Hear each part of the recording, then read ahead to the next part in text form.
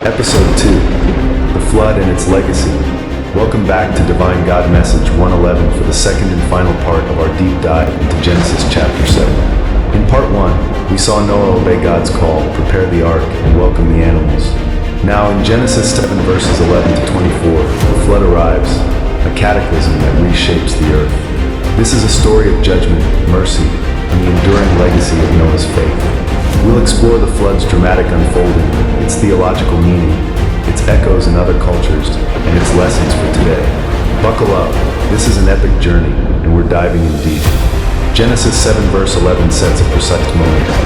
In the 600th year of Noah's life, in the second month, the 17th day of the month, the same day where all the fountains of the great deep broken up, and the windows of heaven were opened. This is it, the flood begins. The fountains of the great deep suggest underground springs or oceans erupting, while the windows of heaven evoke a deluge from above. For 40 days and 40 nights, water pours relentlessly, overwhelming the earth. This isn't just rain, it's a cosmic undoing, reversing the separation of land and sea from Genesis 1. Verses 12 to 16 continue. And the rain was upon the earth 40 days and 40 nights. In the selfsame day entered Noah, and Shem, and Ham, and Japheth, the sons of Noah, and Noah's wife, and the 3 wives of his sons with them, into the ark, and the Lord shut him in. That final phrase, the Lord shut him in, is chilling. God himself seals the ark's door, locking Noah, his family, and the animals inside. It's a divine act, separating life from destruction. The number 40 in Scripture often signifies testing or transformation. Think of Israel's 40 years in the wilderness or Jesus' 40 days of fasting. Here, it marks the duration of this world-altering flood. Genesis 7 verses 17 to 20 paints a vivid picture. And the flood was 40 days upon the earth, and the waters increased, and bare up the ark, and it was lifted up above the earth.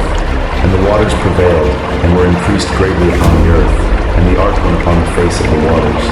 And the waters prevailed exceedingly upon the earth, and all the high hills that were under the whole heaven were covered. 15 cubits upward did the waters prevail, and the mountains were covered. 15 cubits, about 22 feet, means the water rose above even the highest peaks. This is no ordinary flood, it's a global reset, submerging the world in water. The flood's devastation peaks in verses 21 to 23. And all flesh died that moved upon the earth, both of fowl, and of cattle, and of beast, and of every creeping thing that creepeth upon the earth, and every man, all in whose nostrils was the breath of life, of all that was in the dry land died.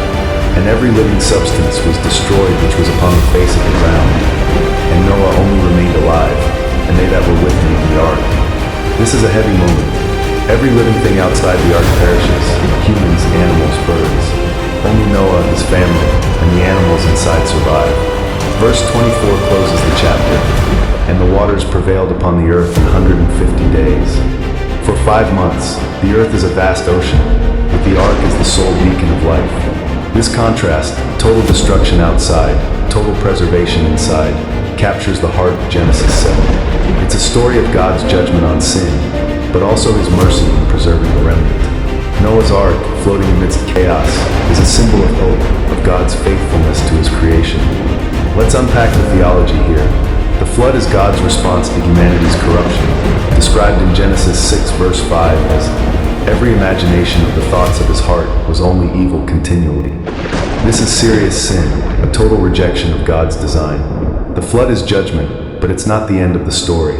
God preserves Noah, his family, and the animals, showing mercy amidst justice. This balance is central to biblical theology.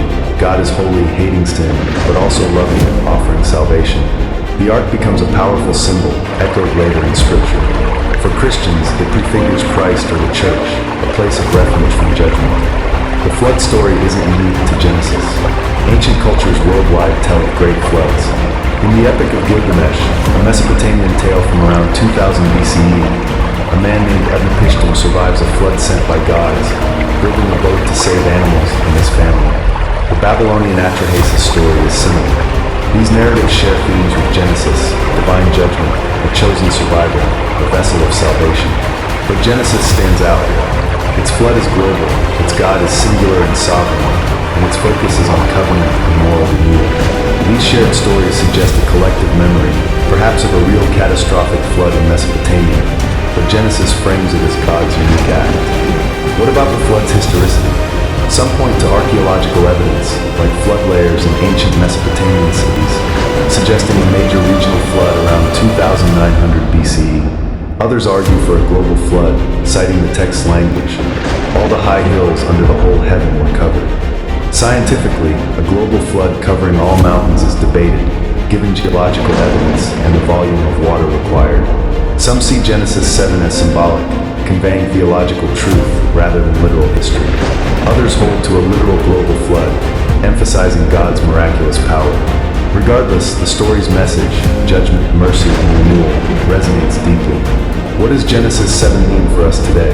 The flood challenges us to confront our own floods, personal struggles, societal chaos, or global crises. Noah's Ark offers hope. God provides refuge. His obedience inspires us to trust God's plan, even when it's hard.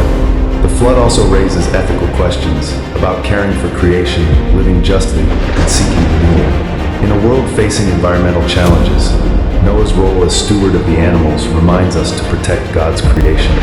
The flood's legacy extends to art and culture. Renaissance painters like Michelangelo depicted Noah's story on chapel ceilings. Modern films like 2014's Noah reimagine the flood with dramatic flair. These works show the story's enduring power, a tale of survival, faith, and hope that speaks across centuries. Genesis 7 verses 11 to 24 is a story of contrasts, judgment and mercy, destruction and preservation, chaos and hope. The flood reshapes the earth, but the ark carries life forward. Noah's faith, God's provision, and the promise of renewal challenge us to trust God in our own storms. What does this story mean to you? How does it inspire you to face life's challenges? The flood's theology is rich. God's judgment isn't arbitrary. It responds to humanity's total corruption. Yet, His mercy shines through. He preserves Noah, a righteous remnant. This pattern repeats in Scripture. Sodom's destruction spares Lot. Israel's exile preserves a remnant. The ark symbolizes salvation, a theme Christians see fulfilled in Jesus, who offers refuge from sin's judgment. Let's explore flood stories further. In Hindu tradition, the Matsya avatar of Vishnu saves Manu from a great flood. In Native American tales, survivors escape floods in canoes or on mountains. These stories suggest a universal human experience, disaster and survival. Genesis, though, emphasizes God's covenant, setting it apart as a story of divine purpose. Scientifically, a global flood raises questions. The volume of water needed to cover all mountains is immense, and geological records don't conclusively support a worldwide deluge. However, regional floods in Mesopotamia, supported by sediment layers, align with the story's setting. Whether literal or symbolic, the flood's message about God's power and mercy remains central. The flood's lessons are practical. Noah's stewardship of creation challenges us to address climate change, protect wildlife, and live sustainably. His faith inspires us to persevere through personal floods, loss, doubt, or hardship. The ark reminds us that God offers hope, a way through the storm. As we close, Genesis 7 leaves us with hope. The flood was devastating, but the ark endured. Noah's story calls us to trust God, act in faith, and care for creation. Let it inspire you to build your own ark of hope in a challenging world. That's the end of our journey through Genesis chapter 7. Thank you for joining us for this in-depth exploration.